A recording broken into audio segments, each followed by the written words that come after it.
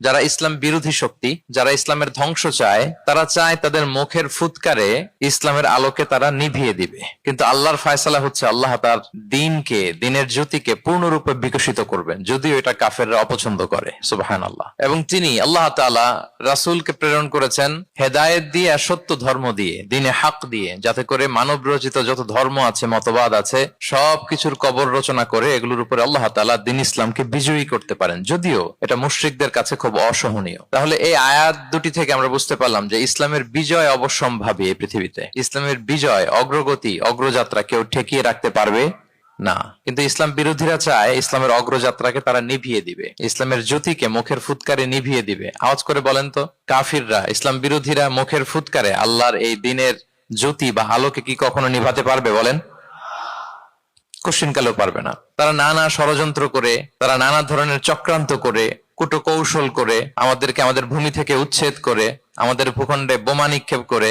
নানা ধরনের ষড়যন্ত্রের ছক এঁকে আমাদের নওজওয়ানদেরকে শহীদ করে, গ্লোবাল সমুদ ফ্লোটিলার মতো নৌবহরকে আটকে দিয়ে ওরা ভাবে যে ওরা ইসলামের বিজয়কে ঠেকায় ফেলবে। আসলে কি পারবে? না। আল্লাহ বলেন, আমি ইসলামের জ্যোতিকে পূর্ণরূপে বিকশিত করবো। আল্লাহু আকবার। এটাকে কেউ ঠেকাতে পারবে না। তাহলে ইসলামের বিজয় অবশ্য